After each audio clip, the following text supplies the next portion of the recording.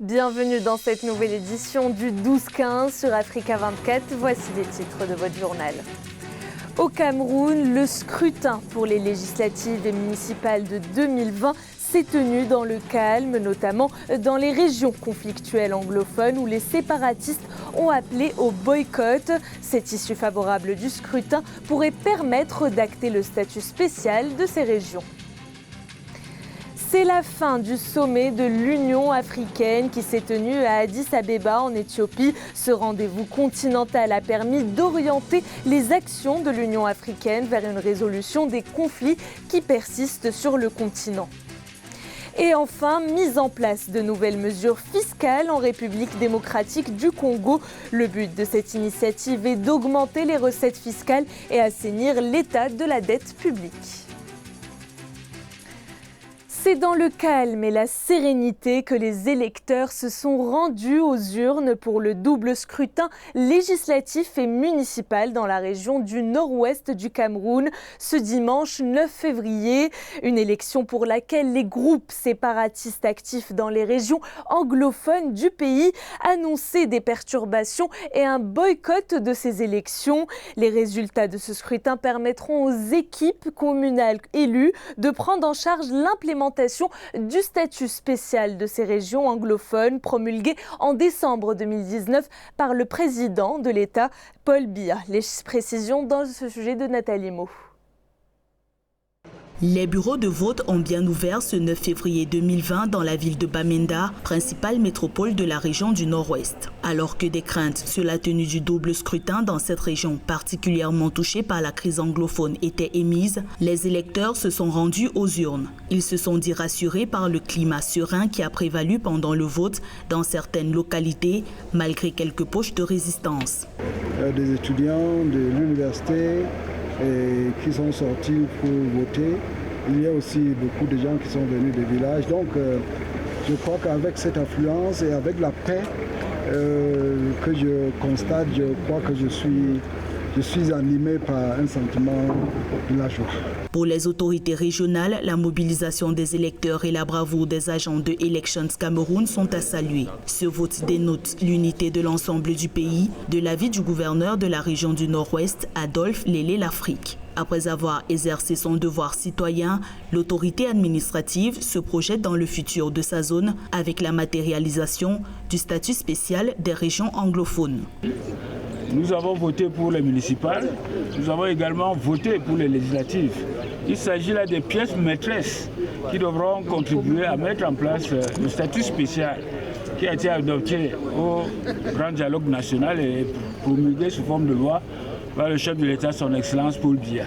Les élections législatives et municipales dans les régions du Nord-Ouest et du Sud-Ouest se sont tenues sous la menace des groupes sécessionnistes qui avaient promis des villes mortes et autres actes de violence ce 9 février 2020. Cependant, des observateurs avaient parié sur la mobilisation des électeurs, motivés par la volonté d'obtenir une plus grande autonomisation de leur région.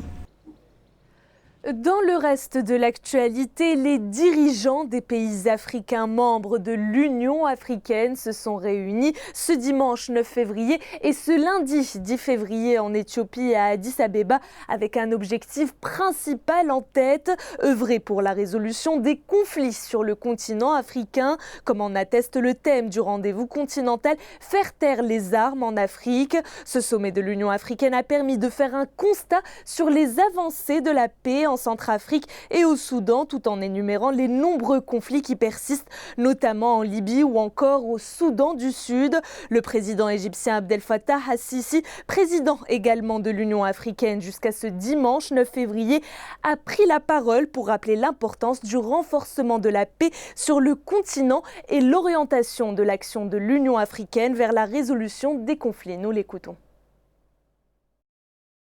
Comme cela a été décidé de tenir un sommet sur le projet d'une armée africaine de lutte contre le terrorisme, l'Égypte est prête à accueillir ce sommet car nous sommes convaincus de l'importance de l'instauration d'une paix durable en Afrique.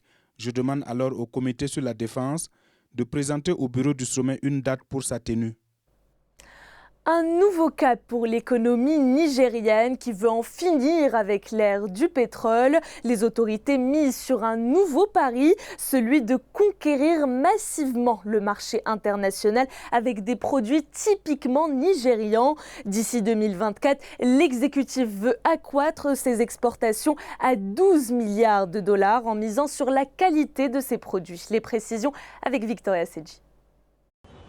Le Nigeria a fait le pari de diversifier son économie. À l'horizon 2024, le pays veut porter à 12 milliards de dollars le volume de ses exportations. Selon la Banque centrale nigériane, l'objectif à terme du programme est d'atteindre un essor total du secteur non pétrolier et réduire l'hégémonie du tout pétrole. Il y a des réussites, par exemple, c'est dans le domaine de l'agriculture. Le pays réussit à produire 60 à 70% de sa production rizicole. Et d'ailleurs, cela est la résultante à la fois d'une politique de subvention et d'investissement de l'État et d'autre part d'une politique très restrictive à l'import. Pour réussir à envahir le marché international, l'exécutif doit renforcer la qualité de la production nationale. La Banque centrale a annoncé à cet effet une collaboration avec le Nigeria National Accreditation System.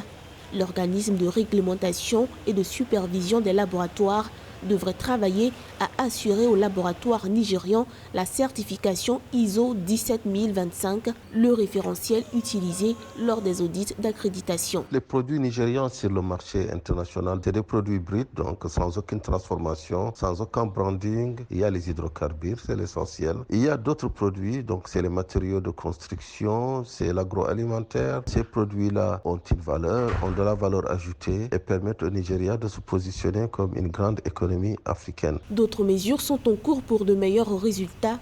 Pour renforcer la confiance des investisseurs, par exemple, la Banque centrale devrait assurer la stabilité relative du taux de change au cours des 36 derniers mois. L'année 2020 est une année cruciale pour la République démocratique du Congo. En termes de réalisation économique, le pays a besoin de recettes supplémentaires pour mettre en œuvre ses projets de développement. Dans ce contexte, une série de mesures fiscales sera donc lancée dans le pays pour tenter de renflouer les caisses du Trésor. À terme, ces mesures permettront des recettes supplémentaires estimées entre 500 et 1 milliard de dollars. Un sujet de Ange Bijou-Noumenio. En 2020, la République démocratique du Congo veut augmenter ses recettes. Le président de la République, Félix Tshisekedi, et son gouvernement exécutent actuellement un pré-programme du Fonds monétaire international pour arriver à réduire les dépenses et maximiser les recettes publiques. Les ressources financières supplémentaires attendues pourraient atteindre environ 1 milliard de dollars. La RDC regorge d'énormes potentialités naturelles, minières, mais également, de par ses régies financières, la RDC est capable de mobiliser autant de ressources financières pour accroître le trésor public. Pour mobiliser plus de recettes, le gouvernement congolais s'est engagé à réduire les exemptions fiscales et autres systèmes de compensation. De plus, le paiement de la taxe sur la valeur ajoutée sera rétabli et la dette publique apurée. Des efforts nécessaires à l'assainissement des finances publiques du pays. 15 milliards échappés à l'État provenant des régies financières et exactement cet argent serait dans les poches des individus. Il faudrait arrêter l'hémorragie financière dans le pays et sanctionner les auteurs. Il y a également la numérisation. Cette numérisation de l'administration publique est une décision importante. La République démocratique du Congo veut renouer avec les facilités de crédit et même un appui budgétaire direct des bailleurs de fonds grâce à ces réformes économiques. Pour vérifier les progrès réalisés par le pays, le Fonds monétaire international a prévu 3 missions de contrôle en février, avril et juin 2020. Lancement du programme intégré de développement et d'adaptation au changement climatique dans le bassin du fleuve du Niger à Bamako, au Mali. Ce programme issu de la collaboration entre 9 pays africains avec l'appui financier de la Banque africaine de développement permettra de développer la résilience des écosystèmes et des ressources naturelles avec la récupération des terres dégradées ainsi que l'amélioration de la gouvernance pour une croissance plus inclusive. Plus de précisions dans ce sujet de Amenedji. Le programme intégré de développement et d'adaptation au changement climatique dans le bassin du fleuve Niger a démarré. Selon le gouvernement du Mali, la Banque africaine de développement et l'autorité du bassin du fleuve Niger, il coûtera 122 milliards de francs CFA avec pour objectif l'amélioration de la résilience des écosystèmes du fleuve Niger et des populations grâce à une gestion durable des ressources naturelles. Déjà, depuis les accords de Copenhague, on avait déjà prévu aux alentours de 2012 un fonds vert quasiment de 30 milliards de dollars. Et ce fonds a été notamment rehaussé lors du protocole de Kyoto jusqu'à 100 milliards de dollars à l'horizon de 2020. Donc la Banque africaine de développement, vis-à-vis de ses différents partenaires, notamment les bailleurs du fonds internationaux, a besoin de mettre en place un cadre de gouvernance qui prend en compte des critères de traçabilité par rapport aux engagements budgétaires. Donc la mise en place d'un tel projet rentre dans ce cadre en réalité. Constituant une réponse à la problématique du changement climatique, ce programme contribuera à un triple gain pour les populations, notamment la lutte contre la pauvreté, la création d'emplois dans le développement des chaînes de valeur des produits agro-pastoraux et la lutte contre les eaux rurales des jeunes. Un tel projet ne peut réellement se pérenniser s'il y a une véritable implication notamment des autorités des 9 pays et également des organisations de la société civile. Il faut des engagements. Déjà, la Banque africaine de développement dispose d'un guide de suivi des investissements dans le secteur environnemental. Et la Banque africaine a mis en place une base de données des indicateurs environnementaux qui permettent à la base également d'évaluer notamment la rentabilité de ces investissements dans les différents pays en tant que tels. Plus précisément, le projet bénéficiera à 130 millions de personnes réparties dans 9 pays, à savoir le Burkina Faso, le Bénin, le Cameroun, la Côte d'Ivoire, la Guinée, le Mali, le Niger, le Nigeria et le Tchad. C'était le journal de la rédaction. Merci de votre fidélité. Retrouvez dans un instant une nouvelle édition de l'information sur Africa 24.